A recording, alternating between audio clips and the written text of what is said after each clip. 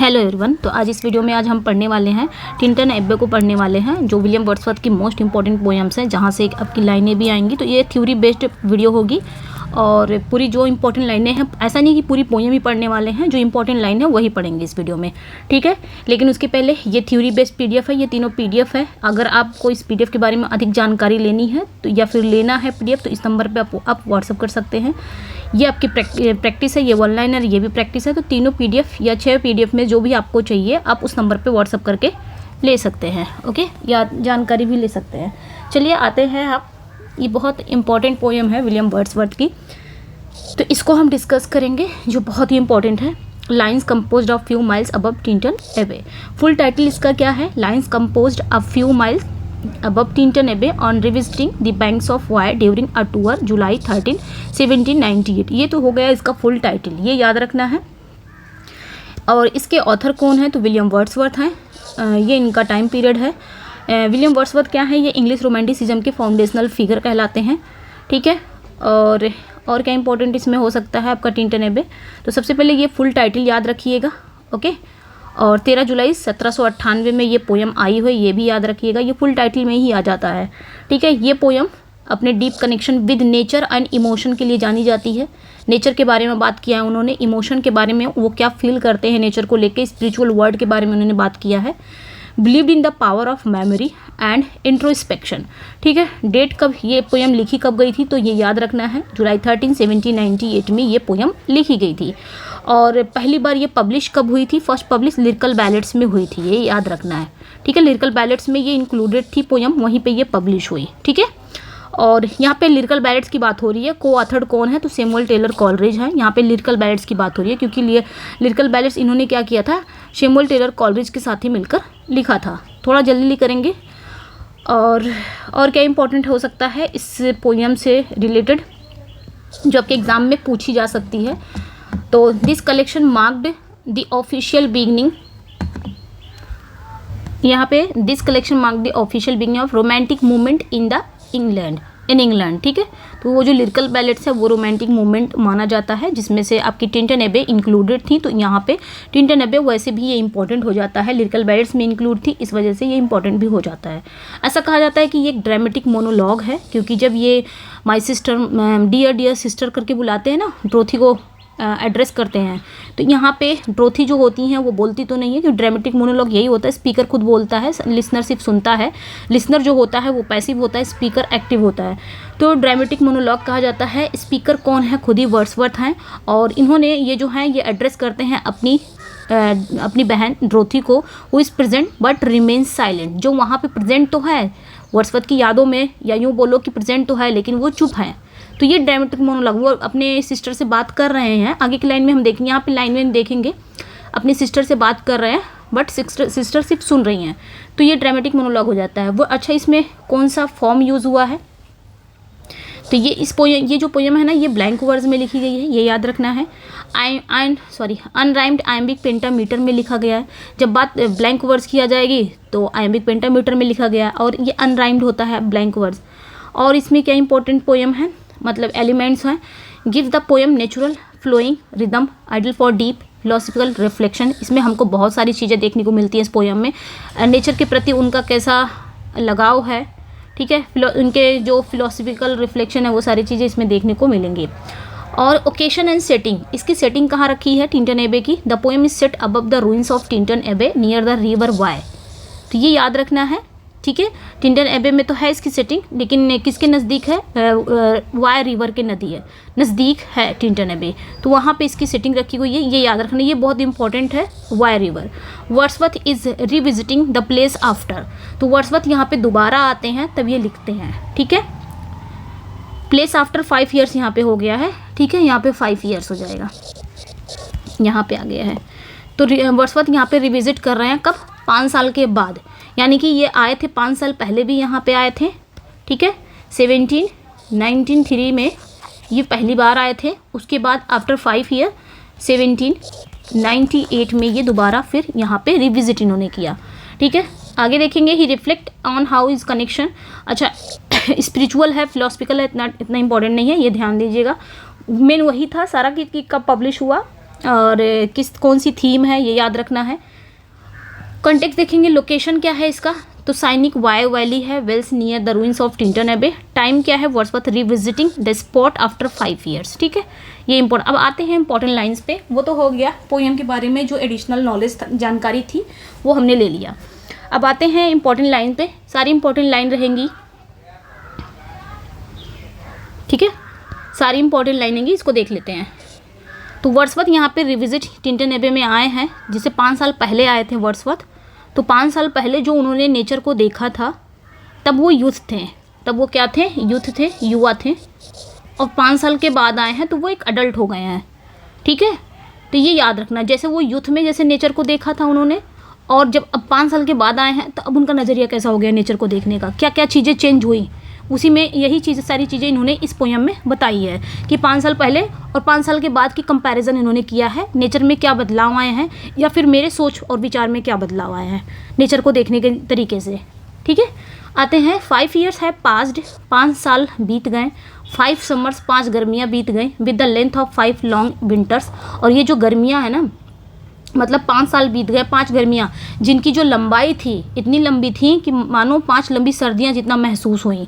ठीक है, and again I here, और एक बार फिर मैं यहाँ हूँ, मैं एंड अगेन, और एक बार फिर I hear these waters rolling from their mountain spring, और एक बार फिर मैं इन वाटर्स की जो जलधाराएँ होती हैं, जो पानी की जो साउंड है उसको सुन रहा हूँ।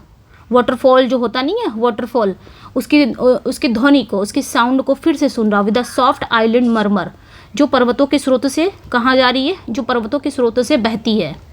ठीक है, वंस अगेन, एक बार फिर, do I behold these steep and lofty cliffs, एक बार फिर मैं कहाँ आया हूँ, एक बार फिर मैं इन ऊंचे और खड़े चट्टानों को देख रहा हूँ। यानी कि 5 साल पहले मैं आया था, 5 साल के बाद मैं देख रहा हूँ।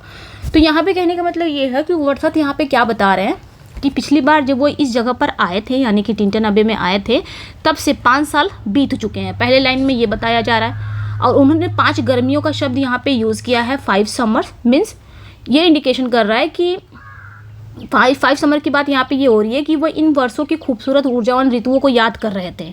ठीक है, लेकिन साथ ही साथ वो क्या कह रहे हैं कि ये साल ऐसे बीते जैसे 5 लंबी सर्दियाँ हो ना, with the length of 5 long winters। आगे वो कह रहे हैं कि ये साल ऐसे बीते जैसे कि 5 लंबी सर्दियाँ हों। यानी ये समय उनके लिए कितना थकाऊ था, कितना कठिन था, कितना भावनात्मक रूप से ठंडा रहा, कि 5 साल मेरा कैसे कैसे कटा है। 5 साल पहले मैं आया, तब 5 साल के बाद मैं यहाँ आ रहा हूँ, तो ये 5 साल की जो दूरी थी ये कैसे कटा। ये दिखा रहा है कि नेचर से दूरी उनके जीवन में खालीपन या उदासी लाती है। ठीक है, तो यही इसमें है। ठीक है, तो ये तो हो गया। फिर कह रहे हैं and again I hear these waters rolling from their mountain springs. अब फिर से मैं दोबारा यहाँ आ गया हूँ, और फिर से मैं वो सारी वही ध्वनि, वही साउंड सुन रहा हूँ जो 5 साल पहले मैं टिंटन एबे में सुना था। मतलब 5 साल पहले जब मैं आया था तब भी ये वाटरफॉल के झरने, जो झरने बह रहे हैं, इनकी आवाज़ मैं सुनी थी। 5 साल के बाद भी आया हूँ, मैं वही चीज़ सुन रहा हूँ, वही चीज़ देख रहा हूँ, झरने देख रहा हूँ जो पर्वतों से जो कहाँ से निकल रहे हैं, पर्वतों के स्रोतों से निकल रहे हैं पानी। वो सारी झरने, उनके जो आवाज़ है, वो सारी चीज़ों को मैं फिर से सुन रहा हूँ। ठीक है, आगे कह रहे हैं विद द सॉफ्ट आइलैंड मरमर, यानी कि नदी की धीमी शांत और मधुर ध्वनि जो मेरे मन को क्या कर रही है, शांति दे रही है। वंस अगेन, एक बार फिर, I behold these steep and lofty cliffs. आगे क्या करें, वर्ड्सवर्थ कहते हैं कि अब वो फिर से इन ऊंचे और खड़ी चट्टानों को देख रहे हैं जो उन्होंने 5 साल पहले देखा था, जो इस स्थान की क्या थी, इस जगह की पहचान थी।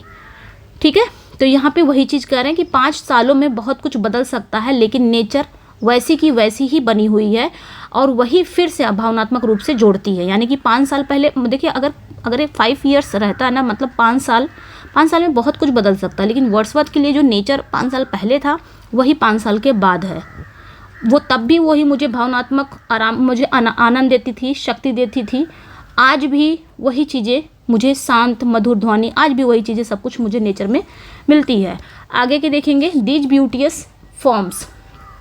आगे की लाइन में क्या कह रहे हैं कि दीज ब्यूटियस फॉर्म्स मतलब दृश्य, जो वहाँ के दृश्य हैं, चाहे वो पर्वत हो, चाहे नदी हो, जो झरने हैं, ये सारे क्या हैं, फॉर्म्स हैं। ये जो सुंदर दृश्य हैं, थ्रू अ लॉन्ग एब्सेंस। ठीक है, यानी कि लंबे समय के एब्सेंस के बाद ये जो अच्छे अच्छे दृश्य हैं, सुंदर सुंदर दृश्य हैं, एक लंबे एब्सेंस के बाद, हैव नॉट बीन मी, यानी कि मेरे लिए ऐसे नहीं थे। As is a landscape to blind man's eye, जैसे एक अंधे व्यक्ति के लिए कोई दृश्य हो। But oft in lonely rooms, बल्कि अक्सर जब मैं अकेले कमरों में रहता था या मिड द डिन ऑफ टाउन्स एंड सिटीज़, या मैं अकेले कमरे में था या मैं शहर के शोर शराबे के बीच में रहूं। आई हैव, एक मिनट, okay, I have verb to them in hours of weariness sensation sweet. तो क्या कह रहे हैं कि चाहे मैं रूम में रहूं अकेले, चाहे मैं कमरे में रहूं, चाहे शहर के टाउन या कस्बों के शोर शराबे के बीच में रहूं, तब भी मैंने इन्हीं दृश्यों से अपनी थकान के पल, जब मैं थका रहता था, अपनी थकान के पलों को मैं दूर करता था। किन दृश्यों को?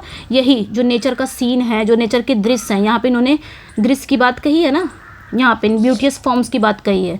यानी कि मैं कितना भी थका रहूँ या कितना भी शहर के शोर शराबे में रहूँ, इतना अकेले रहूँ चाहे शोर शराबे में रहूँ, या मैं एकदम थकान के मूड में रहूँ, तब जब मैं इसको याद कर लेता था नेचर के सीन को, तो मैं कैसा फील करता था? बहुत अच्छा फील करता था, बहुत शांत फील हो जाता था। फेल्ट इन द ब्लड, यानी कि ये जो सीन है ना वो मेरे रक्त में, मेरे खून में बस गई है। And felt along the heart, और मेरे दिल में गहराई से गूंज उठी। और and passing even to my purer mind with tranquil restoration, और फिर क्या हो जाता है, और फिर से मेरे पवित्र मन तक पहुंच जाती है। यानी कि ये जो सारी यादें हैं ना, नेचर की जो यादें हैं ना, वो मुझे फिर से शांत कर देती है, फिर से मेरे अंदर ऊर्जा भर देती है। मैं कितना भी थका रहता हूँ, चाहे मैं कमरे में रहूँ, चाहे मैं शोर शराबे में रहूँ, अगर मैं थका हूँ तो मैं अपने नेचर के सीन को याद कर लेता हूँ, ब्यूटीफुल फॉर्म को याद कर लेता हूँ, तो मेरे अंदर फिर से क्या हो जाती है, फिर से वो क्या भर देती है, एक ऊर्जा भर देती है, एक शांति आ जाती है। यही लाइनों में है। मुझे लगा समझ में आ गया होगा। आगे बढ़ते हैं, आगे क्या कह रहा है, ठीक है। आगे इसमें बस ई वाली जो आपकी लाइन है ना, दिस ब्यूटीफुल फॉर्म्स अगर आती है तो इसमें बस वो यही बात कहते हैं।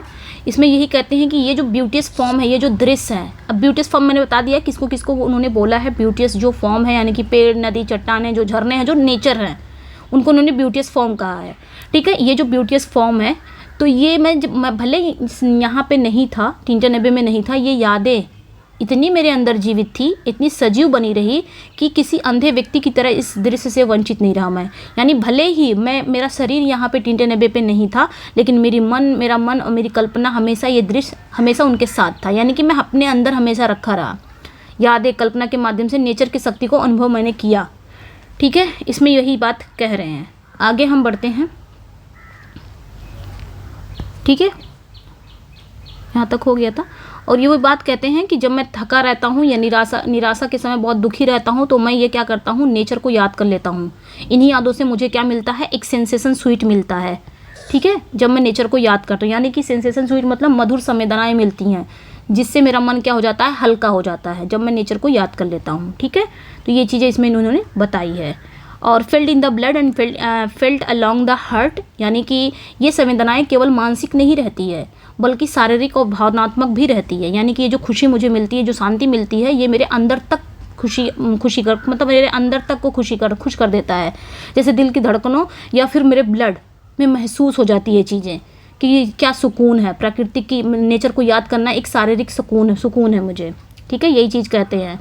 And passing even into my purer mind with tranquil restoration, और ये जो अनुभूतियाँ हैं, ये जो याद है ना, इवेंचुअली मुझे क्या करते हैं, एकदम शुद्ध कर देते हैं, मेरे निर्मल मन तक पहुँचते हैं और मेरे आंतरिक शांति और संतुलन प्रदान करते हैं जब मैं नेचर को याद करता हूँ, ठीक है। चलिए आगे बढ़ते हैं। आगे की लाइन में ये क्या कहते हैं, the burden of the mystery this unintelligible word affection gently led us on. आगे की लाइन यहाँ से स्टार्ट होगी, बट बीच का ले लिया है। ये वाली लाइन है, दैट ब्लेस्ड मूड, है ना, दैट ब्लेस्ड मूड मतलब वर्ड्सवर्थ एक ऐसी विशेष मानसिक अवस्था की बात कर रहे हैं जो नेचर के साथ गहरे ध्यान से उत्पन्न होती है। ब्लेस्ड मूड का मतलब, जो ब्लेस्ड मूड उनका कब बनता है, जब वो नेचर को याद करते हैं। ब्लेस्ड मूड मतलब यानी एक धन्य और शुभ अनुभूति। जब मैं नेचर को याद करता हूँ तो मेरा मूड कैसा हो जाता है, एक ब्लेस्ड हो जाता है, ठीक है। The burden of the mystery this unintelligible word. आगे क्या कह रहे हैं, ये जो संसार है ना, एक रहस्यमयी हो गया है। कैसा हो गया है संसार, पूरी दुनिया एक रहस्यमयी, एक उलझी हुई दुनिया, थकाने वाली जगह है दुनिया। दुनिया क्या है, एक रहस्यमयी है, उलझी हुई है, और ऊपर से थकाने वाली जगह है दुनिया, जो क्या करती है। लेकिन इस अज्ञात, जटिल और व्यर्थ लगने वाली दुनिया का जो बोझ है, इस स्थिति में हल्का लगने लग जाता है। कब, जब मैं नेचर को याद करता हूँ, नेचर को देखता हूँ, नेचर को अपने अंदर फील करता हूँ, तब मुझे ये जो रहस्यमयी दुनिया है, उलझी हुई दुनिया है, थकाने वाली जगह है ना, यहाँ पे भी मेरा थोड़ा सा मेरा जो मानसिक बोझ है वो अंत हो जाता है जब मैं नेचर को याद करता हूँ। आगे कह रहे हैं affection gently led us on. ठीक है, इस स्थिति में मेरा जो दिल है, मतलब जब मैं बहुत दुनिया में उलझ जाता हूँ तब की बात कर रहे हैं। Affection gently led us on मतलब इस स्थिति में मेरा जो दिल है, मेरी जो भावनाएं हमें सही दिशा में धीरे धीरे आगे बढ़ाती हैं जब नेचर को आप याद कर लेते हैं। ठीक है, आगे बढ़ते हैं। अनटिल वी आर, ये इंपॉर्टेंट लाइन है, सभी इंपॉर्टेंट लाइन है, पूरी लाइन नहीं लिया है, सिर्फ इंपॉर्टेंट लिया है। We are laid as sleep in body and become a living soul. आगे क्या कहते हैं वो, यहाँ वो कह रहे हैं, वर्ड्सवर्थ कह रहे हैं कि जब वो ये अवस्था, मतलब जब ये अवस्था चरम पर पहुँचती है तो हमारा शरीर मानो सो जाता है। We are laid as sleep in body and become, मतलब यहाँ पे वो नेचर की ही बात कर रहे हैं। जब नेचर को वो ना एकदम दिल से, एकदम कहते हैं ना रग रग में नेचर बसा हुआ है, नेचर को इतना वो अंदर से फील कर रहे हैं, मतलब इस अवस्था में जब वो पहुंच जा रहे हैं, ये जो इनकी अवस्था है ना एकदम चरम पर पहुंच जा रही है नेचर को याद करने का, बहुत दिल से देखने का नेचर को, तो मेरा शरीर क्या हो जाता है, यानी कि हमारा जो शरीर हो जाता है मानो उस समय क्या हो जाता है, सो जाता है, और हम एक लिविंग सोल बन जाते हैं। यानी आत्मा हमारी तो जागती रहती है लेकिन भौतिक शरीर हमारा उस समय क्या हो जाता है, शांत हो जाता है। तो यहाँ पे जो वर्ड्सवर्थ ने कहा ना, ये एक आध्यात्मिक अनुभव है वर्ड्सवर्थ का, जहाँ पे उन्होंने भौतिकता से परे जाकर आत्मा की उपस्थिति महसूस की है। ठीक है, कि नेचर क्या चीज़ है। ओके, आगे क्या कह रहे हैं, and I made quite by the power of harmony and Joy. आगे की लाइनों में कह रहे हैं, इस अनुभव के दौरान हमारी जो आंखें हैं, अर्थात हमारी जो चेतना है, शांति, सौंदर्य और आनंद की शक्ति को शांत हो जाती है इस अनुभव को पाते ही। जब ये अनुभव जब ये हम अनुभव फील करते हैं तो हमारी जो आंखें होती है, हमारी जो अंतरात्मा होती है, वो क्या हो जाती है, शांत हो जाती है, सौंदर्य और आनंद की शक्ति से शांत हो जाती है। ठीक है, ये याद रखना है। We see into the life of things. आगे क्या कहते हैं कि अब हम केवल वस्तुओं के ऊपरी रूप से नहीं देखते हैं। अब हम क्या करते हैं, केवल जो चीज़ें हैं, जो वस्तुएं हैं, उनको ऊपरी रूप से नहीं देखते, बल्कि उनके भीतर के जीवन को, उनके आंतरिक सत्य और अस्तित्व को महसूस करते हैं। ये वर्ड्सवर्थ का नेचर्स के प्रति इतना लगाव है कि वो थोड़ा आध्यात्मिक भी हो जा रहे हैं, फिलोसफर, यहाँ पे वो फिलोसफिक बातें करने लग जा रहे हैं। ठीक है, यहाँ तक हो गया। ओके, फिर से ये रिपीट हो गया फिर से। चलिए यहाँ से ले लेते हैं, आगे की लाइन में आते हैं, वो फिर से रिपीट हो गया था, आगे की लाइन में आते हैं। ओके, आगे कह रहे हैं फॉर आई हैव लर्नड। ठीक है, for I have learn, Wordsworth यहाँ पे अपनी आत्म परिवर्तन की प्रक्रिया को व्यक्त कर रहे हैं। वो यहाँ ये बता रहे हैं कि उन्होंने नेचर को देखने का तरीका बदल दिया है। ठीक है, अब वो पहले जैसे नहीं रहे हैं, यानी कि जब वो यूथ थे, 5 साल पहले आए थे, तो वो नेचर को कैसे देखते थे, जैसे हम लोग देखते हैं कि नेचर की ब्यूटी को, हम लोग कहीं जाएंगे घूमने तो कैप्चर करते हैं, जो अच्छी नेचर की ब्यूटी रहेगी, अच्छे साइनिक व्यू रहेंगे तो हम क्या करेंगे, साइनिक सीन रहेंगे तो हम क्या करेंगे, अच्छे से उसको ले लेंगे। नेचर को हम लोग इस तरह देखते हैं। तो 5 साल पहले जब वर्ड्सवर्थ गए थे, शायद वर्ड्सवर्थ भी नेचर को इसी तरह देख रहे थे, लेकिन अब उन्होंने, जब वो 5 साल के बाद देख गए हैं, तो अब उनका जो नज़रिया है नेचर को देखने का, वो बहुत ज़्यादा बदल गया है।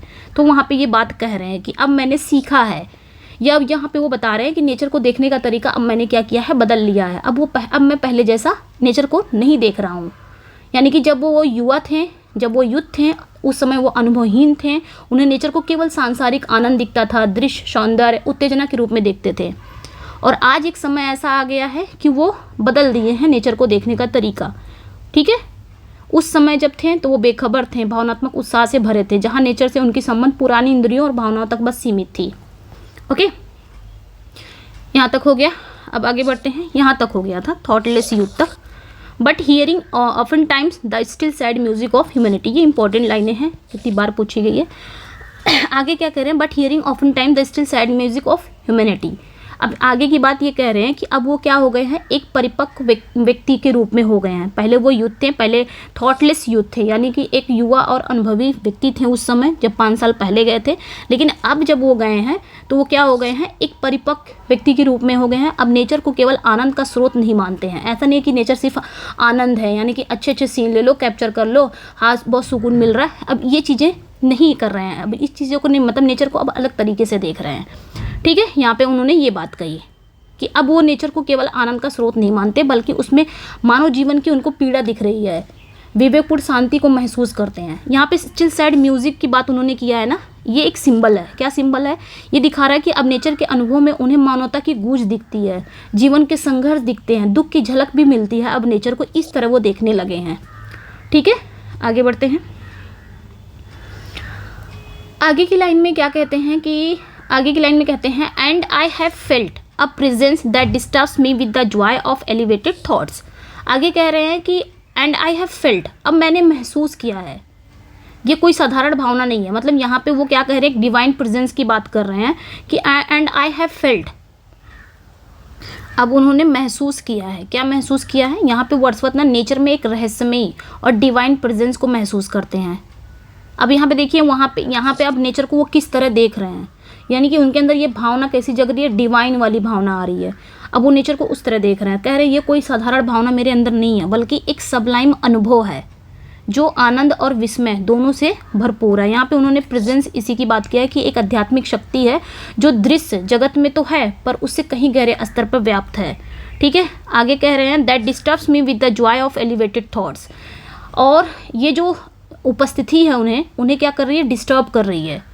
ठीक है, ये जो उपस्थिति है, ओके, मतलब कौन सी उपस्थिति, वो जो डिवाइन वाले प्रेजेंस को वो फील कर रहे हैं, एक रहस्यमयी और दिव्य उपस्थिति जो उनके अंदर फील हो रही है नेचर को लेकर। तो अब वो कह रहे हैं ये जो इस उपस्थिति है ना, उन्हें क्या कर रही है, डिस्टर्ब कर रही है, मुझे डिस्टर्ब कर रही है। लेकिन ये कोई डर नहीं है, ये कोई डर नहीं मेरे अंदर है, बल्कि आनंद और ऊंचे विचारों की एक हलचल है मेरे अंदर आ रही है नेचर को लेकर। वे कहते हैं कि ये जो भावना के कारण उनके मन में एक एलिवेटेड गहन दार्शनिक विचार उत्पन्न हो रहे हैं। मतलब नेचर को वो किस तरह देख रहे हैं, अब उनके अंदर क्या क्या नेचर को देख के क्या क्या चीज़ें उनके अंदर आ रही हैं, कौन सी भावना उत्पन्न हो रही हैं, एक एलिवेटेड गहन और दार्शनिक विचार उत्पन्न हो रहे हैं, नेचर को इतने नज़दीक से देख रहे हैं। A sense sublime of something far more deeply interfused. आगे कह रहे हैं सबलाइम का मतलब यहाँ पे क्या है, सबलाइम का मतलब उत्कृष्ट, आत्मा को छू जाने वाला ऐसा अनुभव जो इन्होंने यूज़ किया है। यहाँ पे वो इस बात को महसूस करते हैं कि कोई शक्ति है जो हर चीज़ में बहुत गहराई से इंटरफ्यूज्ड यानी कि समाई हुई है, यहाँ पे वो देख रहे हैं। ठीक है, ये जो भावना किसी बाहरी ईश्वर की नहीं है, बल्कि नेचर के भीतर समाये हुए कोई इमिनेंट डिविनिटी है। अब वो नेचर को किस तरह देख रहे हैं, एक ईश्वर की तरह देख रहे हैं, डिवाइन देख रहे हैं। ठीक है, मतलब उनका कहना है ये कोई शक्ति तो ज़रूर है जो नेचर में है, जो समाई हुई है नेचर में। आगे की बात देखेंगे, आगे क्या कह रहे हैं, whose dwelling is the light of setting suns. आगे के बात क्या कह रहे हैं, हुज ड्वेलिंग, ठीक है, whose dwelling is the light of setting suns a motion and spirit.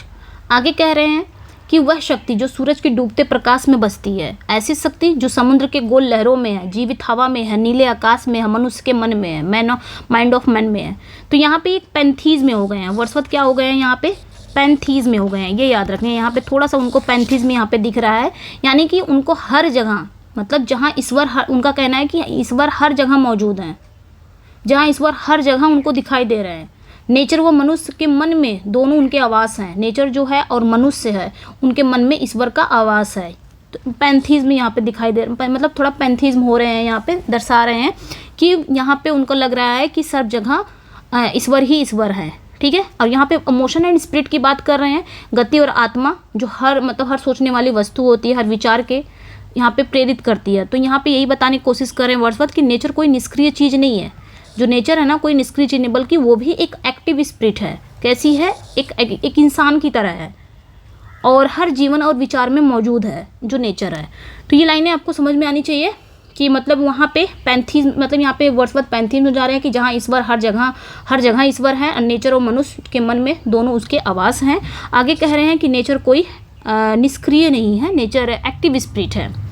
आगे की लाइन में क्या कहते हैं, ठीक है, आगे की लाइन में देखेंगे देयरफॉर से स्टार्ट हो गया। ठीक है, अब जो लाइनें हैं ना यहाँ से है, इसमें से कटी गया था, यहाँ से है therefore am I still a lovers of meadows and the woods and mountains. Important है ये। तो यहाँ इस लाइन में क्या कहते हैं, उसके बाद ये वाली लाइनें आती हैं एंड ऑफ ऑल दैट। ठीक है, तो देयरफॉर एम आई स्टिल कहने का मतलब यहाँ पे वर्ड्सवर्थ का क्या है कि therefore am I still a lover of meadows and woods. मतलब वर्ड्सवर्थ यहाँ पे कह रहे हैं कि वो अब भी नेचर से प्रेम करते हैं, विशेष रूप से वो मीडोज से, यानी कि जो मैदान हैं, जो जंगलें हैं, जो पहाड़े हैं, उन सब से अभी भी वो प्रेम करते हैं। जैसे कि 5 साल पहले आए थे वो इन मैदानों, इन जंगलों, इन पहाड़ों से प्रेम करते थे, आज भी 5 साल के बाद भी आए हैं, इनके अंदर वही प्रेम अभी भी है नेचर के लिए, चाहे वो मीडोज हो गए चाहे वुड्स हो गए। आगे की बात क्या कह रहे हैं, and of all the mighty world of I and year. आगे की लाइन में क्या कहते हैं, ठीक है, आगे कह रहे हैं, ठीक है, ये वाली लाइन देख लेते हैं, ये वाली तो लाइन मैंने बता दिया, and of all that we behold from this green earth. और आगे क्या कहते हैं, वो केवल जंगलों या पहाड़ों से नहीं प्रेम करते हैं, बल्कि धरती पर दिखाई देने वाली हर चीज़ से प्रेम करते हैं। यहाँ पे वो एक यूनिवर्सल लव फॉर नेचर का भाव दिखा रहे हैं कि जो प्रकृति का हर अंश दिव्यता से भरपूर है, यानी कि वो हर चीज़ से प्रेम करते हैं, धरती पर जितनी भी दिखाई देने वाली चीज़ है, यहाँ पे इन्होंने ये बात की है।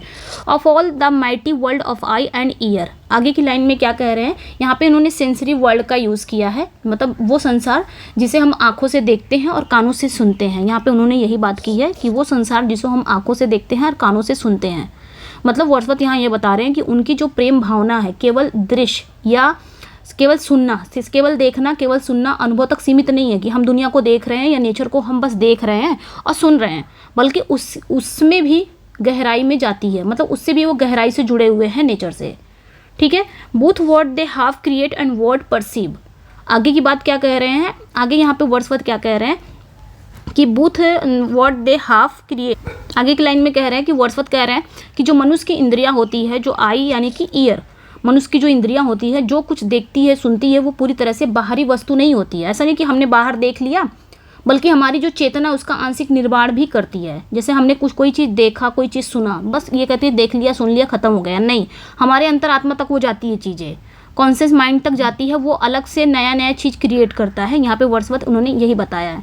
मतलब हम केवल दुनिया को जैसे है वैसे नहीं देखते, बल्कि हमारा मन भी उसके अनुभव को गढ़ता है।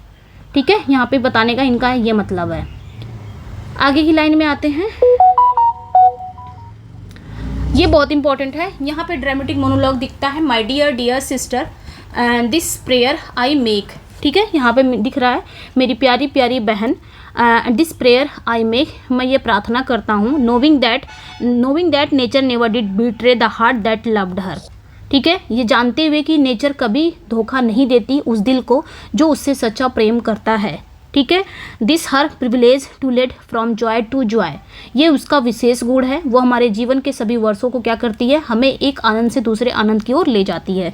तो इसको समझ लेते हैं। यहाँ पे ये वर्ड्सवर्थ भावुक हो जा रहे हैं, यहाँ पे वो भावुक हो जा रहे हैं। ठीक है, वर्ड्सवर्थ यहाँ पे अपनी बहन ड्रोथी को, सिस्टर यहाँ पे किसकी बात कर रहे हैं, ड्रोथी। ठीक है, ड्रोथी की बात कर रहे हैं, ड्रोथी से सीधा वो बात कर रहे हैं, डायलॉग संवाद कर रहे हैं। डियर डियर, यहाँ पे डियर डियर यानी कि वो प्यार से बोल रहे हैं, डियर डियर सिस्टर। ठीक है, वो अपनी बहन के लिए एक शुभकामना या प्रार्थना कर रहे हैं। ठीक है, आगे क्या कह रहे हैं, नोविंग that nature never did betray the heart that loved her, ये इतना पूछता है, इम्पॉर्टेंट है। ठीक है, यहाँ वर्ड्सवर्थ ये दृढ़, मतलब वर्ड्सवर्थ को ये दृढ़ विश्वास है कि नेचर कभी भी वफादार दिल को धोखा नहीं देती। जो व्यक्ति सच्चे मन से नेचर से प्रेम करता है वह उसे आध्यात्मिक शांति, नैतिक मार्गदर्शन, भावनात्मक सहारा प्रदान करती है। क्या नेचर, जो व्यक्ति नेचर से सच्चा प्रेम करता है। ठीक है, आगे की लाइन में आएंगे, this our privilege to let from joy to joy. और वर्ड्सवर्थ आगे कह रहे हैं कि ये नेचर का विशेष अधिकार है, या यूँ बोलो कि ये भूमिका है, वो इंसानों को एक आनंद से दूसरे आनंद की ओर ले जाती है। यानी कि नेचर केवल दुख में ही सांत्वना नहीं देती। ऐसा नहीं कि दुख में आप नेचर को याद कर रहे हो तभी आपको वो सांत्वना देगी, बल्कि जीवन के सार्थक और आनंदमय भी बनाती है नेचर आपको, वर्ड्सवर्थ का मानना है। ठीक है, आगे आते हैं। आई थिंक अब यहाँ पे आपका फिनिश हो जाएगा। Nor perchance if I should be where I no more can hear thy voice nor catch from thy wild eyes this gleams of past existence. आगे की बात क्या कह रहे हैं कि नॉर परचेंस। ठीक है, परचेंस मीन्स क्या होता है, शायद। अब इस लाइन में वर्ड्सवर्थ क्या बात कर रहे हैं, इस लाइन में वर्ड्सवर्थ डेथ की बात कर रहे हैं, डेथ या अब एब्सेंस की बात कर रहे हैं। तो ये याद रखना है। ठीक है, डेथ या एब्सेंस की कल्पना कर रहे हैं। क्या कल्पना कर रहे हैं कि nor perchance if I should be where I no more can hear. यहाँ पे वो कह रहे हैं, वर्ड्सवर्थ सोचते हैं कि यदि वो कभी संसार में ना रहें, यदि वो कभी इस संसार में ना रहें, दाई voice nor catch from thy wild eyes these glimpse of past existence. आगे की बात वो कह रहे हैं कि वो सोच रहे हैं कि यदि हो सकता है मैं इस दुनिया में ना रहूं तो ड्रोथी की आवाज़ उन्हें सुनाई ना दे। बाय द वे, हो सकता है मैं दुनिया में ना रहूं और ड्रोथी की आवाज़ मुझे सुनाई ना दे, तो क्या तब भी ड्रोथी इस पल को याद रखेगी? कौन सा पल? जो हम लोग अभी टिंटन एबे के पास खड़े हैं, ठीक है। नॉर कैच फ्रॉम, आगे देखेंगे, nor catch from thy wild eyes these glimpse past existence. इसका मतलब ये हुआ कि ड्रोथी की आंखों को वो वाइल्ड आइज कहना, यानी कि नेचर, प्रेम और उत्साही भावना का प्रतीक यहाँ पे दिखा रहे हैं, वाइल्ड आइज, ये ड्रोथी की आंखों को कह रहे हैं, ठीक है। ग्लिम्स ऑफ, आगे क्या है, ग्लिम्स ऑफ पास्ट एग्जिस्टेंस, मतलब यानी कि बीते हुए पल की जो झलकें हैं, जो यादें हैं, जो मेमोरी हैं, ठीक है। तो वर्ड्सवर्थ यहाँ पे ये कह रहे हैं कि ड्रोथी की आंखों में अपने बीते हुए, वो क्या कर रहे हैं, अपने बीते हुए यूथ को देख रहे हैं, अपने बीते हुए युवा स्वरूप को देखते हैं। अगर वो ये झलके नहीं देख पाएंगे तो क्या ड्रोथी भी भूल जाएगी? यहाँ पे वो ये बात कह रहे हैं। बहुत अच्छी लाइन है, ठीक है, कि वो सोचते हैं कि यदि वो, शायद हो सकता है मैं दुनिया में ना रहूं और मुझे ड्रोथी की आवाज़ ना सुनाई दे, क्या तब भी ड्रोथी इस पल को याद रखेगी? ठीक है, ये लाइन में बोल रहे हैं। आगे की लाइन में यही बोल रहे हैं, ये वाइल्ड आइज उन्होंने ड्रोथी को कहा है और सब कह रहे हैं कि वो ड्रोथी की आंखों में अपने बीते हुए स्वरूप, अपने बीते हुए युवावस्था को देखते हैं, जो बीत चुका है उनका युवावस्था। अगर ये झलके नहीं देख पाऊंगा अगर मैं, तो क्या ड्रोथी भी भूल जाएगी ये सारी चीज़ें? यानी कि मैं जो आया हूँ, मेरा जो युवावस्था था जब मैं आया था, तो क्या ड्रोथी अपने युवावस्था को भूल जाएगी? यहाँ पे ये कहने का मतलब है, क्या ड्रोथी भी अब नेचर को अपनी युवावस्था में जो देख रही है वो भूल जाएगी आगे चल के, जब उसका एडल्ट एज आएगा, ठीक है। आगे देखेंगे, wilt thou then forget that on the banks of this delightful stream we stood together, ठीक है। आगे की लाइन में वो यही कहते हैं कि यहाँ पे कह रहे हैं, ये बहुत ही मार्मिक प्रश्न है, पूछ रहे हैं अपनी बहन से वो, कि बहुत मतलब दुख होके, बहुत उदास होके वर्ड्सवर्थ अपनी बहन से यहाँ पे पूछते हैं कि क्या तुम वह पल भूल पाओगी? विल यहाँ पे देख रहे, यहाँ पे पूछा जा रहा है, विल्ट दाउ देन फॉरगेट, क्या तुम वह पल भूल पाओगी? अपनी बहन से पूछते हैं। That on the banks of this delightful stream we stood together, क्या तुम उस पल को भूल पाओगी जब हम इस खूबसूरत नदी वाई रिवर के किनारे साथ खड़े थे? हो सकता कभी ऐसा दिन आ जाए मैं ना रहूं, मुझे इस ड्रोथी की आंखों में वो सारी चीज़ें, वो झलके, वो यादें ना दिखें। किस चीज़ की? रिवर वाई की या टिंटन एबे की। तो क्या ड्रोथी भी याद करेगी, या फिर क्या ड्रोथी उस पल को याद करेगी जो आज हम यहाँ पे खड़े हैं, टिंटन एबे के वाई रिवर के पास हम दोनों खड़े हैं। हालांकि ड्रोथी यहाँ पे बोल नहीं रही है, बस वर्ड्सवर्थ ही बोल रहे हैं।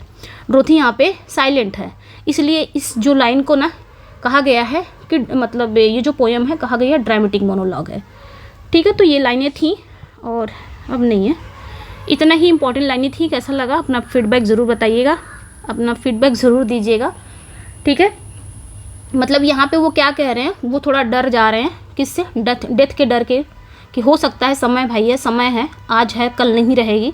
तो वो यहाँ पे थोड़ा डरे हुए हैं और वर्ड्सवर्थ को विश्वास है कि नेचर के साथ बिताए ये पल हमेशा अमर रहेंगे और ड्रोथी उन्हें हमेशा याद रखेगी, चाहे वर्ड्सवर्थ जीवित रहें या ना रहें। ये भाई बहन का बंधन है कुछ इस तरह, और नेचर के साथ इनका साझा अनुभव भी है एक साथ, तो कुछ इस तरह है, ठीक है। समझ में आ गया होगा। चलिए फिर ख़त्म करते हैं। हमने टिंटन एबे को देख लिया, ये थोड़ा थ्योरी बेस्ड आपका वीडियो था, तो मैं ज़्यादातर कोशिश करूँगी कि थ्योरी ही लेके आऊँ आप लोग के लिए, जिससे आपका क्लियर हो टीजीटी, और मैं कोशिश कर रही हूँ कि पीजीटी का भी अब थ्योरी ही पढ़ाऊँगी, ठीक है। तो कैसा लगा अपना फीडबैक ज़रूर दीजिएगा। मिलते हैं नेक्स्ट वीडियो में। Thank you for watching. इसका पीडीएफ चाहिए तो मेरे टेलीग्राम पे जुड़ जाइएगा, वहाँ पे इसका पीडीएफ मिल जाएगा, और पेड पीडीएफ के लिए इस नंबर पे आप जुड़ सकते हैं। और प्लीज़ आपको पेड पीडीएफ चाहिए तभी आप इस नंबर पे व्हाट्सअप करेंगे। ऐसा नहीं है कि वाईटी की पीडीएफ चाहिए तो आप तब व्हाट्सअप पे मैसेज कर दो, वो टेलीग्राम पे ही मिलेगी आपको, देर सवेर जैसे वो आपको टेलीग्राम पे ही मिलने वाली है, ठीक है। इस पर सिर्फ पेड पीडीएफ के लिए है, ओके। चलिए फिर मिलते हैं नेक्स्ट वीडियो में। Thank you for watching. आपका फीडबैक ज़रूरी है, क्या थ्योरी चलाया जाए? अगर आपने कहा तो थ्योरी वीडियो आएगी, ओके। चलिए फिर मिलते हैं नेक्स्ट वीडियो में। Thank you for watching, bye bye.